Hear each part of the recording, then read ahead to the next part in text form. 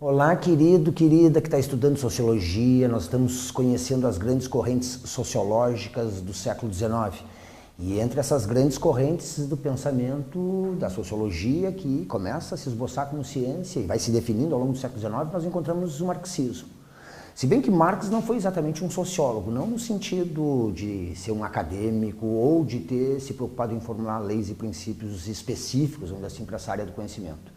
É que Marx desenvolveu uma filosofia que parte da realidade concreta, parte do homem como um ser social inserido num contexto histórico. Procura explicar o mundo, então, a partir da sua realidade material e concreta, sem apelar exatamente para forças sobrenaturais ou para explicações metafísicas. Ou seja, se distancia de uma tendência muito comum entre os filósofos de trabalhar exclusivamente no plano da abstração e dos conceitos e desenvolve uma filosofia voltada essencialmente para a realidade concreta, para a realidade dos homens como seres sociais. Nesse sentido, o pensamento marxista, então, se desdobra de modo a ser não só uma explicação do mundo, ou seja, uma filosofia que explica a realidade à nossa volta, mas também acaba, de maneira direta ou indireta, influenciando e fornecendo conceitos e elementos para a compreensão da realidade social, da realidade econômica, das estruturas jurídicas, das estruturas políticas. Sim, porque essa é a grande contribuição do pensamento marxista. Enxergar a sociedade, enxergar a realidade como um todo, como um sistema integrado, onde todos os elementos estão articulados, se influenciando mutuamente. De modo que a filosofia desenvolvida por Marx é uma filosofia voltada para a realidade concreta e que procura, vamos dizer assim, a partir das relações que os homens estabelecem, concretamente, ou seja, historicamente, procura a partir daí formular princípios e leis que expliquem não só como se transforma a sociedade ao longo dos tempos, mas uma explicação, vamos dizer assim, escatológica, teleológica, melhor dizendo, ou seja, que coloca uma filosofia da história, um sentido para a história, um sentido para a evolução humana e para a realidade construída pelos homens.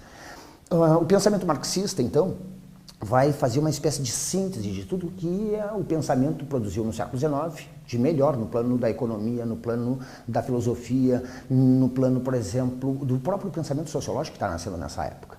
De modo que nós vamos ver especificamente como Marx, a partir da sua compreensão filosófica, aplica, vamos dizer assim, essa concepção para explicar não só como estão organizados os homens em sociedade, como se transforma a sociedade ao longo dos tempos e, fundamentalmente, vai propor a ultrapassagem dessa realidade que ele, vamos dizer assim, procurou descrever, de um mundo concreto, que era o mundo capitalista, que ia se afirmando no século XIX, e a partir da compreensão da estrutura dinâmica dessa realidade econômica e social, vai propor a sua ultrapassagem e a construção de uma sociedade diferente, de uma sociedade igualitária.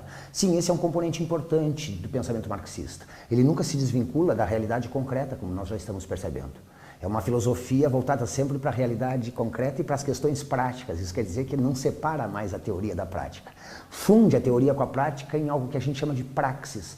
Praxis é aquele momento, vamos dizer assim, em que a teoria e a prática se fundem num só processo, ou seja, a praxis significa uma teoria que é reelaborada constantemente a partir não só da observação, mas da prática, da experiência concreta. Uma teoria, então, que vai se reelaborando a partir da experiência, e uma experiência que é reorientada constantemente a partir da teorização. Nesse sentido, então, Marx não formou uma concepção pronta, uma doutrina, um dogma que poderia, vamos dizer assim, ser seguido no sentido de compreender e transformar a sociedade. Pelo contrário, nos fornece não uma explicação definitiva e pronta da realidade, mas um instrumento para interpretá-la adequadamente e, a partir dessa interpretação correta, agir de maneira consequente sobre a realidade. Repara que é uma concepção filosófica bem diferenciada. Se a gente normalmente associa os filósofos, né, a especulações teóricas, a preocupações metafísicas, a explicações para o mundo real, mas que estão além desse mundo real, então o pensamento de Marx se diferencia bastante dos outros filósofos. Ele próprio dizia que os filósofos deviam parar de simplesmente tentar compreender o mundo para tentar transformá-lo, porque é nessa ação prática e concreta de transformar a realidade à nossa volta que nós nos construímos e que vamos construindo uma visão cada vez mais clara do mundo e da realidade à nossa volta. Um outro aspecto, repara, que já está aparecendo, né, de certo modo com clareza na concepção marxista, é o fato de que não adianta a gente formular belas teorias se isso, assim, não parte de uma realidade concreta e se não nos dá instrumentos também para atuar de maneira consciente sobre essa realidade. Então, em primeiro lugar, essa questão do vínculo, né, da teoria com a prática, sempre presente para Marx. Em segundo lugar, uma compreensão correta, assim, da realidade supõe uma tentativa de agir sobre ela. Ou seja, Marx não separa, então, o pensamento da teoria. Uma teoria, eu te disse, que não está pronta, que não está construída de maneira definitiva num dogma, mas que se reconstrói o tempo inteiro a partir da própria experiência concreta de transformação dessa realidade. O pensamento marxista se baseia, eu te falei, em alguns elementos que no século XIX forneciam basicamente aquilo que de melhor a humanidade tinha produzido no campo do pensamento econômico, do pensamento filosófico, das ciências políticas, especialmente com base em 3 elementos que se constrói a teoria de Marx. O pensamento econômico formulado por Adam Smith, ou seja, a economia clássica, como a gente diz, o pensamento econômico liberal clássico.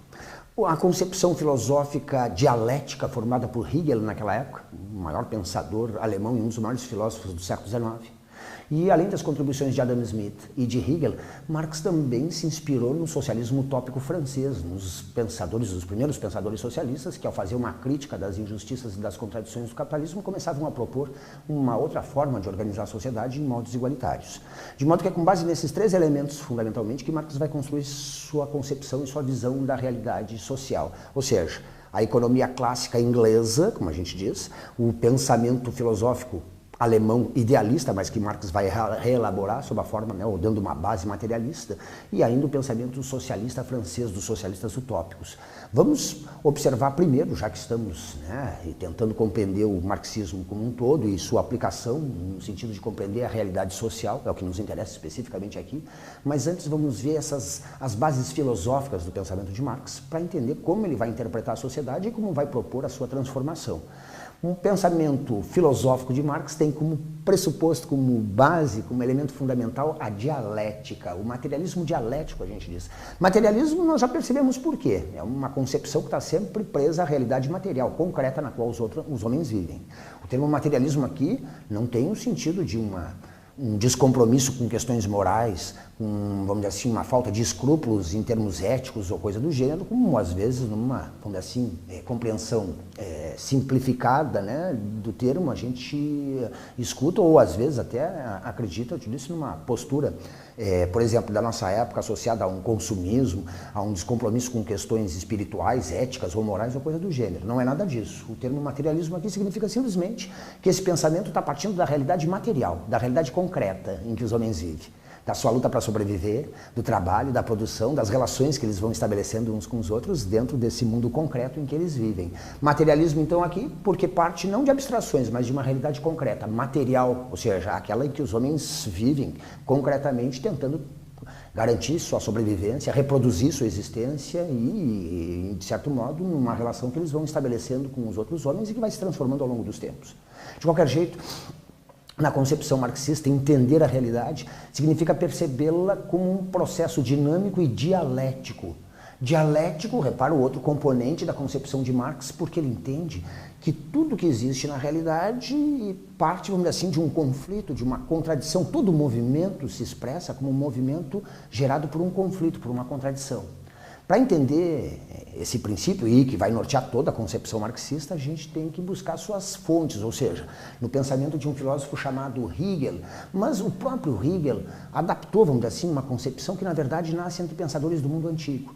Hegel transportou essa concepção dialética do plano da natureza, como tinham feito os filósofos gregos lá nos primórdios da filosofia na Grécia, e que perceberam a realidade como um processo dinâmico e perceberam que esse processo de transformação se dava sempre em função dos conflitos, das contradições inerentes a qualquer, vamos dizer assim, ser que existe, a qualquer realidade que a gente esteja analisando. Vou tentar te colocar isso em termos mais simples. Voltando lá para as origens do pensamento, lá na Grécia, como eu te falei, em Heráclito. Esse pensador uma vez afirmou que tudo que existe no mundo, tudo que existe na realidade à nossa volta está em constante transformação. E essa transformação se dava de forma dialética. O que ele queria dizer com isso? Heráclito percebeu que se tudo é transformação, tudo é fluxo na natureza, então as coisas estão passando o tempo inteiro de um ser alguma coisa para não ser mais aquilo. Ou de algo que elas não são para algo que elas estão se tornando, ou seja, de um não ser para um ser alguma coisa.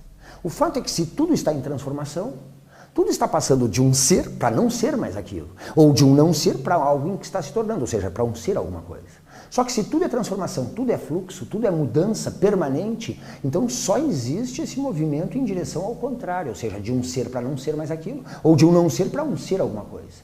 Heráclito percebe então que se tudo é movimento, Tudo no mundo, vamos dizer assim, está se transformando a partir desse conflito que é inerente, vamos dizer assim, a todo ser. O processo de transformação leva o ser, vamos dizer assim, o tempo inteiro a se construir numa espécie de conflito com o seu não ser, ou seja, na transformação constante de algo que é para algo que está se tornando, ou de algo que é para algo que não é mais, vamos dizer assim. Nesse sentido, tudo vai se invertendo, tudo vai se movendo em direção ao seu contrário. Todo movimento é dialético porque todo movimento supõe uma transformação em direção ao contrário, de um ser para não ser mais, ou de um não ser para um ser alguma coisa. Ora, aplicando essa concepção, vamos dizer assim, as transformações da natureza, Heráclito chegou à conclusão que tudo é fluxo, tudo é transformação, e essa transformação, dizia ele, é sempre gerada pelo conflito. O conflito, dizia ele, é o pai de todas as coisas. E quando ele fala de um conflito, ele não está falando de um conflito entre dois opostos que se excluem, observa bem, já que se há a passagem de um ser para um não ser, ou de um não ser para um ser, esses dois opostos estão combinados numa única realidade.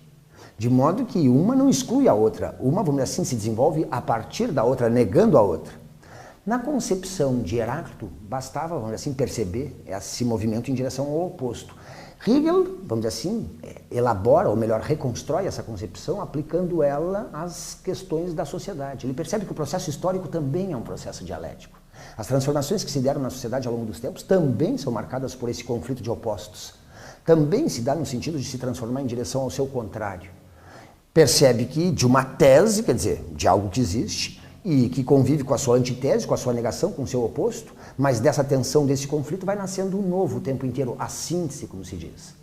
O que Heráclito tinha percebido na natureza, Hegel percebeu no próprio processo histórico. Percebeu que ele também é um processo dialético, que ele também se transforma a partir das contradições, e, no caso da sociedade, a partir das contradições sociais que se estabelecem dentro de um contexto histórico. O que Marx vai fazer é pegar a concepção de Hegel, ou seja, que por sua vez se inspirou no pensamento de Heráclito, e vai dar para essa concepção uma base materialista. Sim, porque Hegel imaginava que a transformação histórica se dava em função, vamos dizer assim, de uma dialética que materializava, que realizava, tornava real o que seria o que ele chamava de um espírito supremo. Hegel se dá conta que existe uma lógica racional, não só na natureza, vamos dizer assim, mas na própria forma com que os homens se organizam, que uma sociedade vai se transformando. Percebe, então, que existe uma espécie de evolução, que existe um progresso que se dá, eu disse, no plano das ideias, mas que reflete ou se reflete na realidade construída pelos homens. Para ele, esse processo, então, era um processo de realização desse espírito supremo, da razão, como ele dizia, e que se realizava na história dos homens. Ou seja, uma espécie de espírito supremo, de espírito objetivo que se realizava na história dos homens e que era marcado por um processo de evolução, de progresso constante, dos primórdios da humanidade, até esse momento em que a razão se transformava na explicação, vamos dizer assim, definitiva, e dava ao homem uma espécie de domínio definitivo sobre o mundo à sua volta. Só que, vou insistir, o que Heráclito percebia como, vamos dizer assim, a realização de um espírito, Marx diz que não tem nada a ver com questões espirituais propriamente, ou melhor, que elas não são o ponto de partida das transformações, mas refletem, vamos dizer assim, essas transformações no pensamento dos homens. Então, Marx dá uma base materialista, procura mostrar que esse processo de transformação, sim, é um processo dialético, mas ele não é a realização de um espírito, de uma história que já está, vamos dizer assim, programada, predestinada para os homens. Ele percebe que esse processo dialético de construção da realidade é um processo que se constrói a partir, não exatamente de questões metafísicas, de um espírito supremo, de questões espirituais, mas a partir da própria realidade concreta e das contradições que elas, vamos dizer assim, vão estabelecendo na transformação do processo histórico, ou seja, das relações sociais. Marx, então, se inspira no pensamento dialético de Hegel, que por sua vez se inspira em Heráclito, só que dá um componente completamente novo, ou seja, se desliga de questões espirituais ou metafísicas e procura ver esse processo dialético a partir da própria realidade concreta e material na qual os homens vivem. Por isso a gente fala de um materialismo dialético. Materialismo porque parte da realidade material e concreta na qual os homens vivem e como eles vão construindo o mundo. Dialético porque percebe que as transformações desse mundo construído pelos homens se dá sempre a partir das contradições e dos conflitos que vão nascendo dentro da sociedade. Vamos conhecer melhor as aplicações, vamos dizer assim, dessa concepção. Aqui nós estaríamos vendo o instrumento, vamos dizer assim, teórico que Marx construiu. Uma espécie de ferramenta que permite interpretar a realidade, não só a realidade natural, como Heráclito fazia, Ou a realidade dos homens, como Hegel está procurando fazer, mas dando, disse agora, um sentido concreto, no sentido de que procura, vamos dizer assim, ver essas transformações não a partir de abstrações ou de ideias, vamos dizer assim, construídas a partir de pressupostos metafísicos que estão desligados da realidade concreta. Pelo contrário, procura entender esse processo de transformação a partir das próprias realidades ou da própria construção concreta que os homens fazem da vida, das instituições que eles vão construindo quando vivem em sociedade, das explicações que eles dão para a realidade e para o mundo à sua volta. Em última instância, Marx vai colocar a ideia de que não é, vamos dizer assim, exatamente o pensamento, o avanço das ideias, como pensava Hegel, que vai determinando as transformações concretas, né, da realidade na qual os homens vivem. Pelo contrário, diz ele, é essa realidade concreta que vai determinando as suas formas de pensamento, as explicações que eles dão para o mundo, para a realidade e assim por diante.